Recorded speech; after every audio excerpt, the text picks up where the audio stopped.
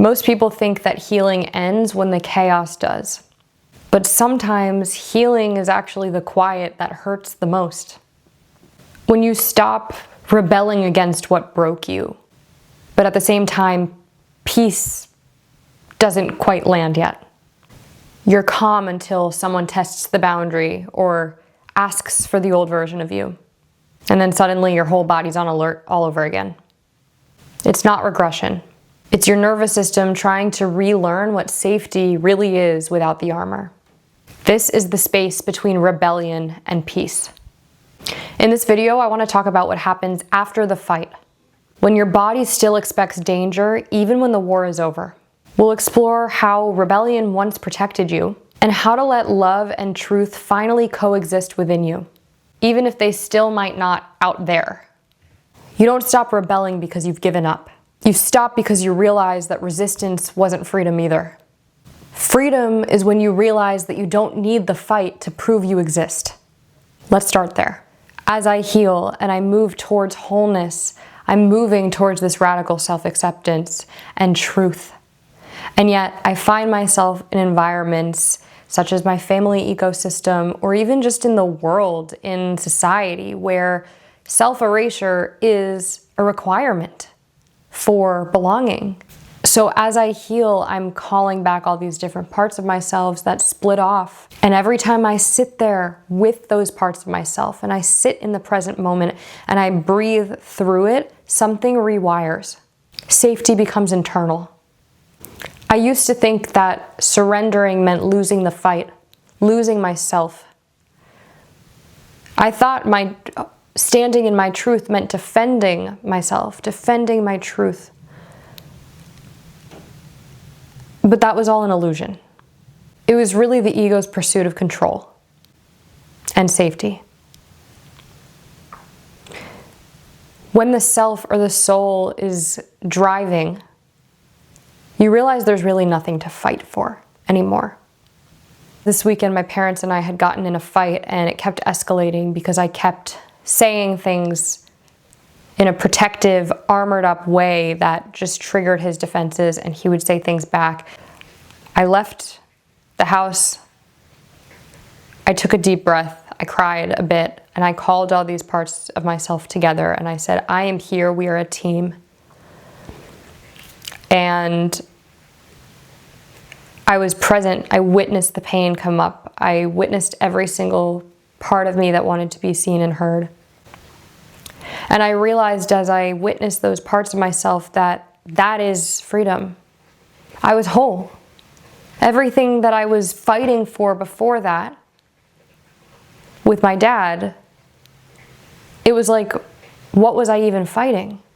What was I even defending or protecting when everything I needed, all of me was right there within me, being met by myself? And I had that realization, and I cried, and I, let it all out, and I texted my dad and I said, let's try to connect in a different way. I want to know how you're feeling.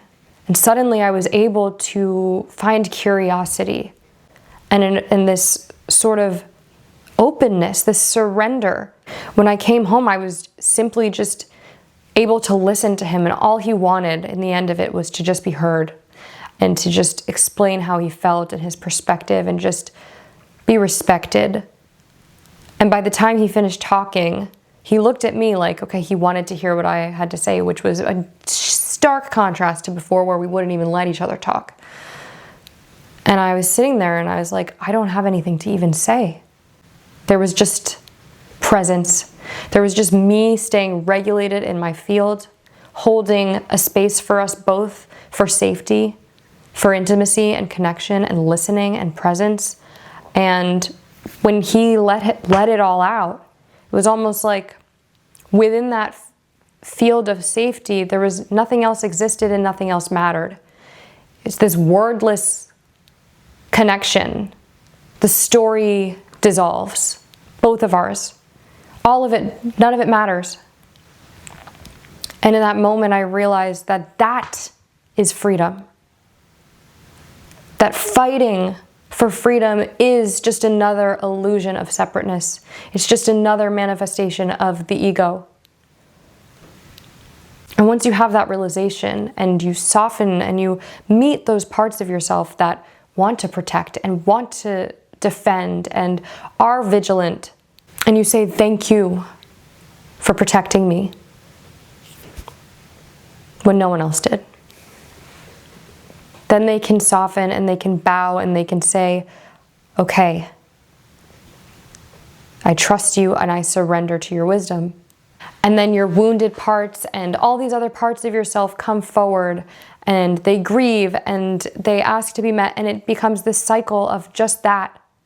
You being that figure for yourself, you meeting yourself in wholeness, letting love and truth coexist within you. And every single time the world does not reflect that back to you, you come back in and you say, yes, it is.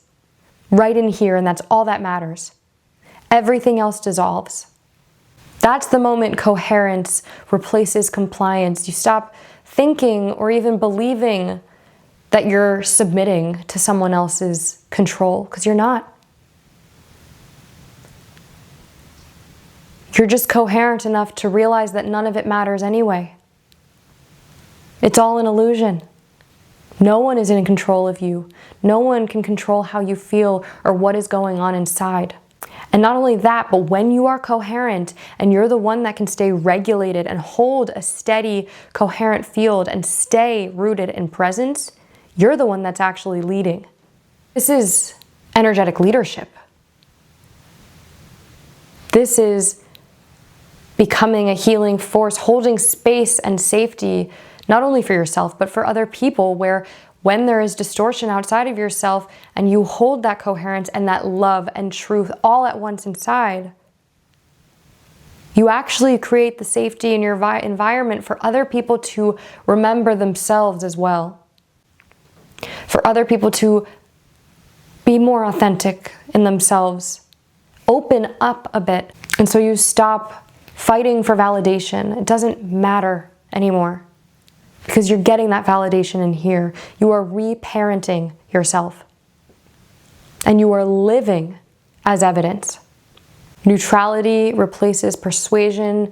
It's like loosening your grip on life, loosening your grip on other people's perceptions, on what you need to say, because you realize that truth doesn't need words, it doesn't need translation through your mouth or anything. It just is.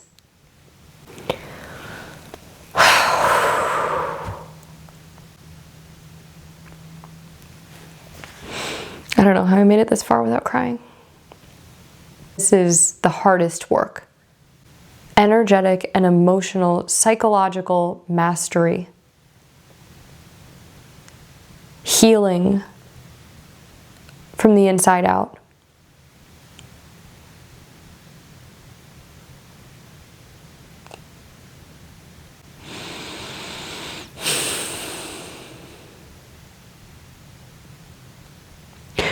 And this is what it feels like.